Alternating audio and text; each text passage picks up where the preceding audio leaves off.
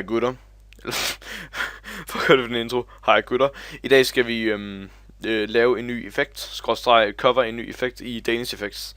Det er ikke en effekt på den måde, det er mere en motion graphic. Og min stemme skulle meget gerne blive del mere clean end sidste gang, på grund af at jeg bruger mit andet headset. Og det er fordi normalt synes jeg, at det lyser som om min stemme bliver lidt lyser i det, og det er ikke så fedt. Men det finder vi ud af, hvordan det kommer til at fungere. Men vi er i hvert fald inde i After Effects. Det er swinging text, vi skal lære i dag. I så det nok i introen, men vi starter med at lave en ny composition som altid. Sådan. Ny composition.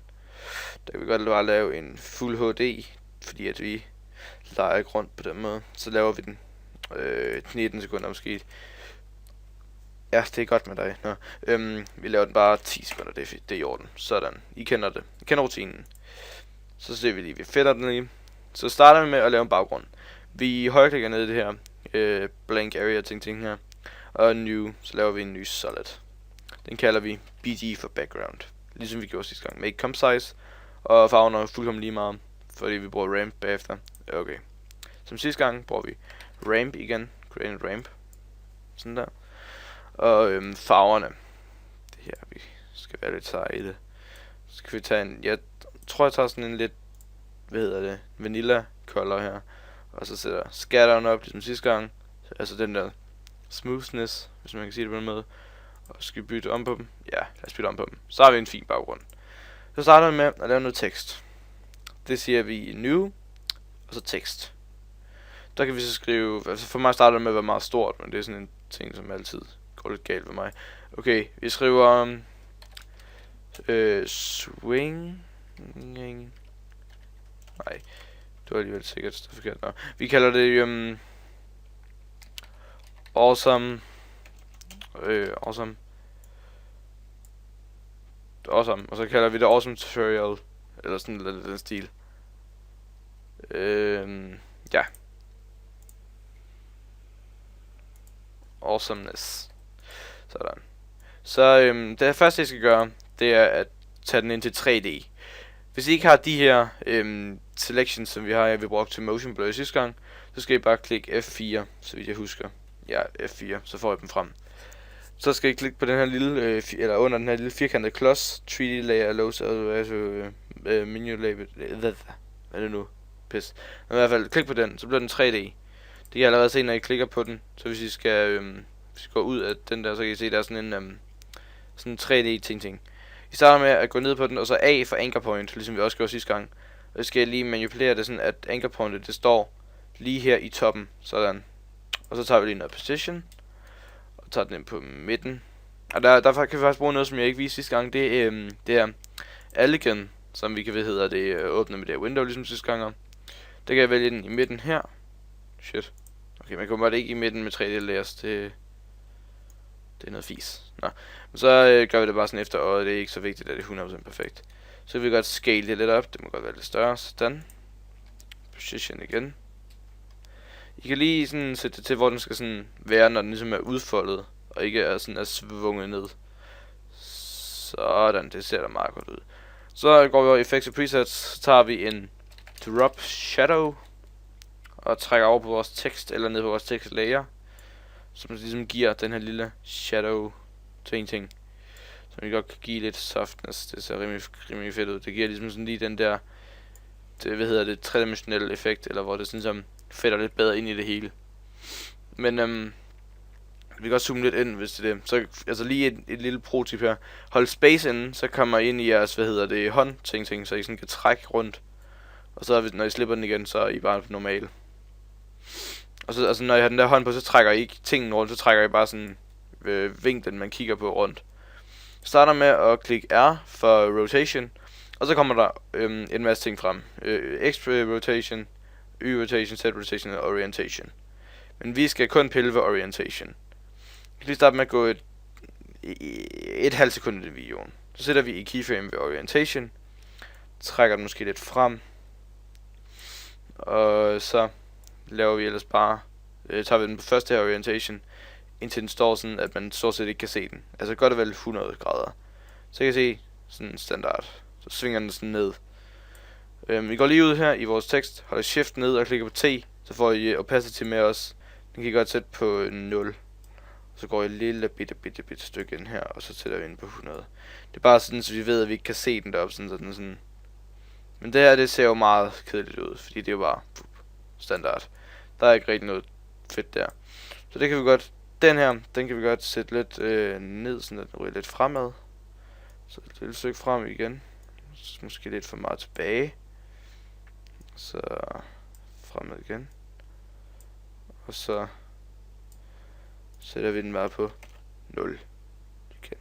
Så får den der lille svinge-effekt, sådan. Vi skal lige prøve at se, hvordan det ser ud. Det ser rimelig godt ud. Det passer faktisk rimelig godt. Prøv at se, hvis I kigger godt efter, så kan I se, hvordan den ligesom giver den der lille ekstra effekt der. Det er vist fint, det der på scenen. Ligesom sådan.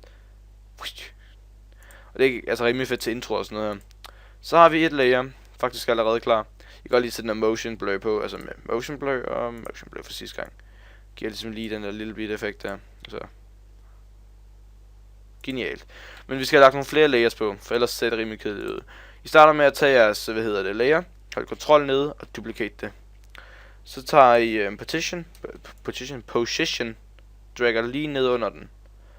Og så klikker I bare på jeres layer her, og så skriver I ved awesomeness tutorial. Okay, der var lige lidt for meget stort der. Det kommer altid til. Sådan. Og så tager vi lige vores anchor point og dragger den ind, sådan så den ligesom passer der. Og det ser vel også fint ud. Skal se, passer den sådan i højden. Måske skal den lige en lille bitte smule ned. Nej, det var den forkerte. Sådan der.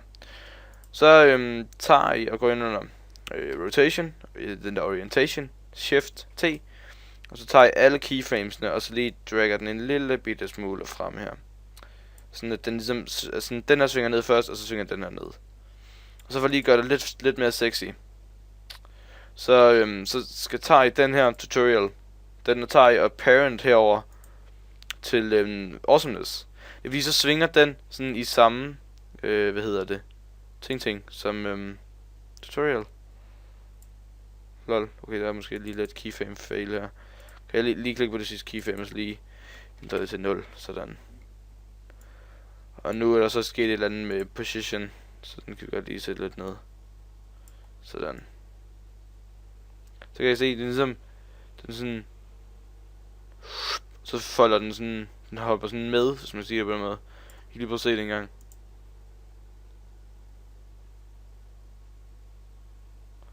Genialt. Så det er rigtig genialt ud.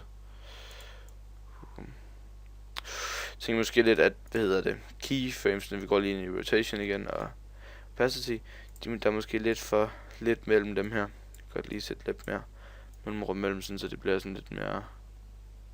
Hold. Der er sådan noget der er lidt misforstået. Nu starter med at være der. For den skulle den meget gerne. Okay, der er et eller andet galt med der. Jeg tror, jeg sætter den lidt tilbage her, i stedet for. Sådan der. Det kan I sådan selv sidde sådan og lege lidt med, hvis I lyster det. Den er lidt for langt fremme. Sådan der. Så kan I sådan selv ændre til, hvad I synes, der ser godt ud. Jeg tror, det ser meget godt ud. Og det ser sgu da egentlig godt ud. Der er måske lidt for langt fremme der. Så jeg kan tage den en lille smule tilbage, og så jeg lige prøve at tage den igen. Det ser godt ud. Det er rigtig godt. Godt, gutter. Sådan. Og skal vi ikke have et lag mere? Jo, lad os tage et lag mere. Så siger vi, duplicater vi lige med Ctrl D, tutorial, hvis ikke I fik med til sidste gang. Så går vi lige ned her, og position, der tager vi den lige lidt nedad, så den passer i størrelsen. Vi kan starte med allerede at parent den til tutorial, fordi så kommer den til at svinge sammen med den. Men så, det kan vi ændre til Danish, også en tutorial, Danish FX. Ja, lad os gøre det.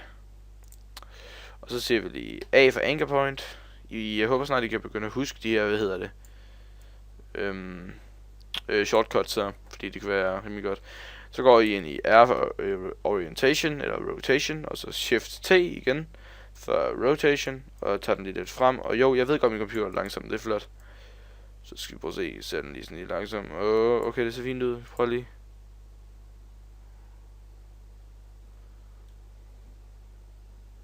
Ja, det ser godt ud.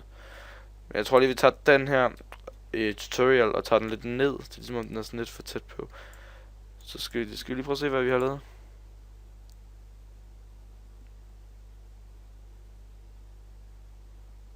Det ser godt ud. Rigtig godt, faktisk. Men det tror jeg faktisk var det. Det var min tutorial for swing text. Så jeg tror lige, at jeg laver en lille fade-effekt indover. Det kan jeg lige vise, når man gør. Så skal vi bare gå op i Layer, New, Solid. Lave den en sort. Det er meget vigtigt, at den er helt sort. Og så skal I kalde den Fade. Jo, sådan. Og så skal I bare klikke T for opacity. Og keyframe ved 100 der. Og så lige gå et lille bitte stykke ind. Og så bare 0. Eller O, eller hvad fanden man nu. Så sådan, den fader ind. Og så efter det falder ned, så kan vi bare lade den fade ud igen. Altså sådan der, og så den så på 100 igen. Og så kan vi lige trække den her hen her. Så den ligesom fylder det hele. Og så højre klik, og så trim, come to work area. Så fylder den ligesom, så er competition ikke længere end vi behøver. Og så håber jeg, at I nød den her tutorial. Vi kan lige få lov til at se resultatet igen til sidst. Og fra nu af, så vil I, tror jeg... Nej, det finder jeg ud af. Men håber I nød den her video. Husk at like, subscribe og alt det der. Så ses vi nok i næste episode. I må meget gerne skrive i kommentarer, hvad I gerne vil se her på kanalen. Altså, tutorials til After Effects, hvordan man gør ting. Fordi de fleste af dem har jeg rimelig meget styr på lige for tiden. Men I kan lige se, det var da ikke så svært det her. Så håber, at I kan finde ud af at gøre det her. Måske lægge en video, hvor I viser, hvad I har gjort på jeres kanal. Og så lægge et link eller noget. Eller skrive, at I har lavet det, fordi at det ikke længere er muligt at lave videosvar. Men når det bliver muligt igen, må jeg meget gerne gøre det. Fordi jeg vil gerne se, hvad I har lært. Så vi ses i næste episode. Hej.